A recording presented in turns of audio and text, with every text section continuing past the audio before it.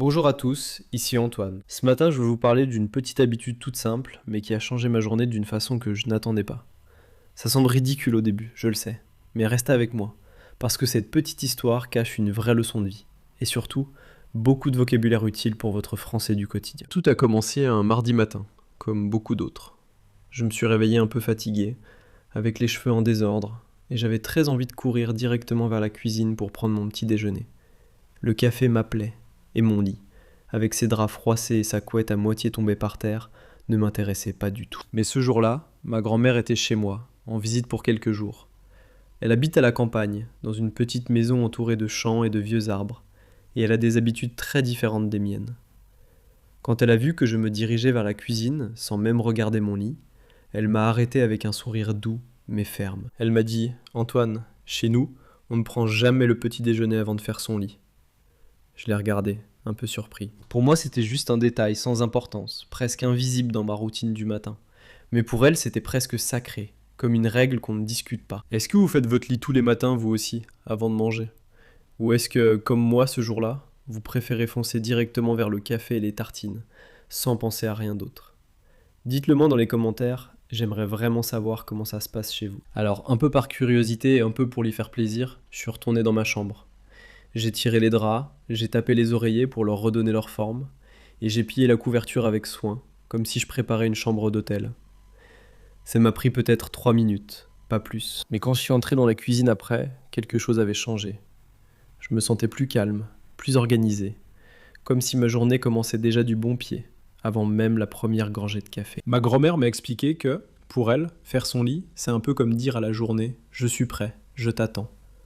C'est un petit geste, mais il donne de l'ordre à l'esprit avant même le premier café. Elle m'a raconté que sa propre mère lui avait appris la même chose, quand elle était encore une petite fille, et que cette habitude se transmettait depuis des générations dans sa famille, comme une sorte de tradition silencieuse. En apprenant une langue, c'est un peu pareil, vous savez.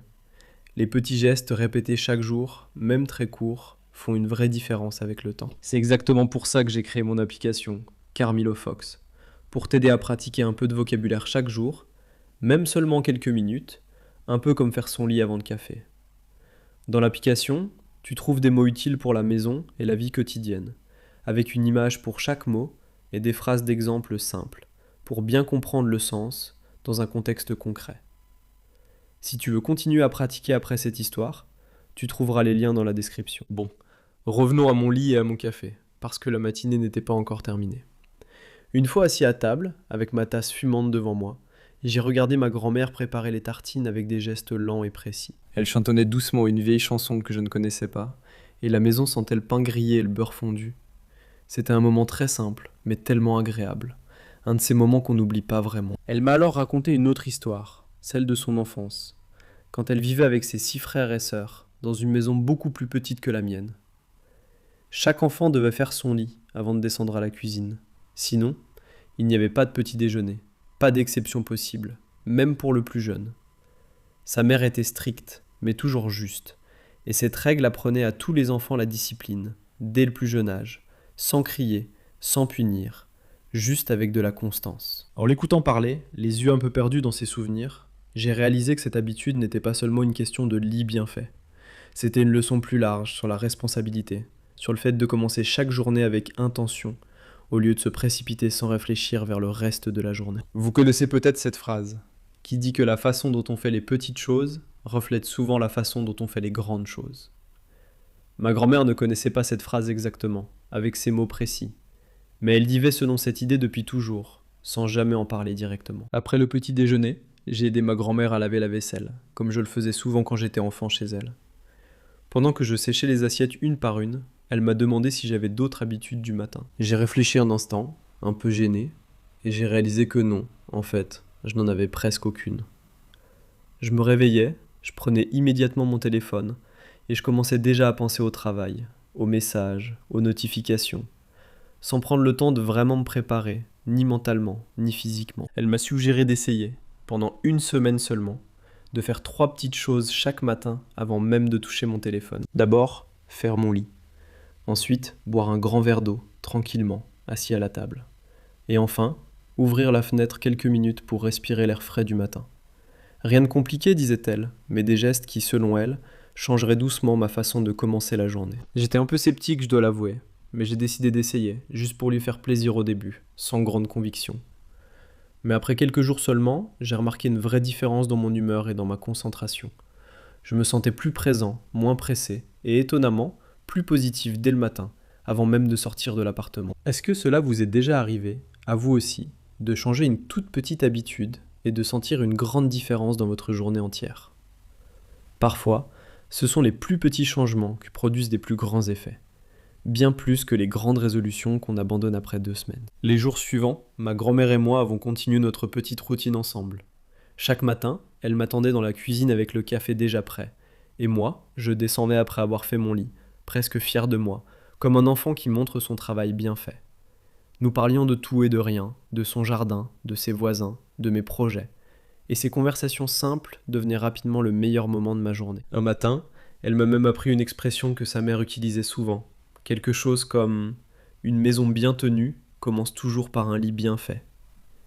J'ai trouvé cette phrase belle, presque poétique, et je l'ai notée sur mon téléphone pour ne pas l'oublier, même si, ironiquement, j'ai fini par la retenir naturellement, sans avoir besoin de la relire. Un autre jour, pendant cette même semaine, nous sommes allés ensemble faire une petite promenade dans le quartier, juste après le petit déjeuner. Ma grand-mère marchait doucement, en observant les fleurs des voisins et les façades des vieilles maisons. Elle m'a expliqué que, pour elle, la matinée était le moment le plus précieux de la journée, parce que c'est là qu'on décide, sans vraiment s'en rendre compte, de l'énergie qu'on va porter jusqu'au soir. Pendant cette promenade, nous avons croisé un boulanger qu'elle connaissait depuis des années. Il nous a offert 2 petits croissants encore chauds, et ma grand-mère lui a raconté en riant l'histoire de mon lit mal fait. Le boulanger a éclaté de rire et m'a dit qu'il faisait exactement la même chose chez lui, chaque matin, avant même d'ouvrir sa boutique. Apparemment, ce n'était pas seulement une habitude de ma grand-mère, mais une petite philosophie partagée par beaucoup de gens autour de moi, que je n'avais tout simplement jamais remarqué avant. De retour à la maison, nous avons continué à discuter, cette fois autour d'un thé à la menthe, que ma grand-mère préparait toujours avec beaucoup de patience. Elle m'a demandé comment se passait mon travail, mes projets, et surtout si je prenais assez de temps pour moi pendant la semaine. J'ai réalisé en répondant que je courais souvent d'une tâche à l'autre, sans jamais vraiment m'arrêter, et que cette petite habitude du matin m'avait justement appris à ralentir, ne serait-ce que pendant quelques minutes avant de commencer ma journée. Ma grand-mère est repartie chez elle une semaine plus tard, avec ses valises et ses histoires, mais l'habitude, elle, est restée bien installée dans ma vie. Aujourd'hui encore, je fais mon lit avant le petit déjeuner, presque tous les matins, sans même y penser vraiment. Ce n'est pas parfait, il y a des jours où je suis pressé et où je l'oublie complètement. Mais dans l'ensemble, ce petit rituel fait maintenant partie de qui je suis. Je pense souvent à cette matinée, à la voix douce de ma grand-mère, et à cette leçon simple qu'elle m'a offerte sans même vraiment essayer de m'apprendre quelque chose de façon formelle. Parfois, les plus belles leçons de vie viennent des moments les plus ordinaires, autour d'une tasse de café fumante, ou d'un lit qu'on prend le temps de faire, tranquillement, avant de commencer la journée. Alors aujourd'hui, je vous pose la question à vous, chers auditeurs. Quelle petite habitude, dans votre culture ou dans votre famille, semble insignifiante au premier regard, mais qui en réalité porte une leçon beaucoup plus profonde qu'elle en a l'air? J'adorerais lire vos histoires dans les commentaires, et peut-être même en raconter une dans une prochaine vidéo, avec votre permission bien sûr. Si cette histoire vous a plu, et si elle vous a permis de pratiquer un peu votre écoute en français, n'hésitez pas à mettre un petit pouce bleu, ça m'aide vraiment beaucoup à continuer à créer ce genre de contenu pour vous chaque semaine. Et si vous n'êtes pas encore abonné à la chaîne, ce serait un vrai plaisir de vous compter parmi nous pour les prochaines histoires et les prochaines leçons. Merci d'avoir écouté jusqu'au bout, merci pour votre curiosité et merci surtout de pratiquer votre français avec moi ce matin, un petit peu chaque jour, comme on ferait son lit avant le café.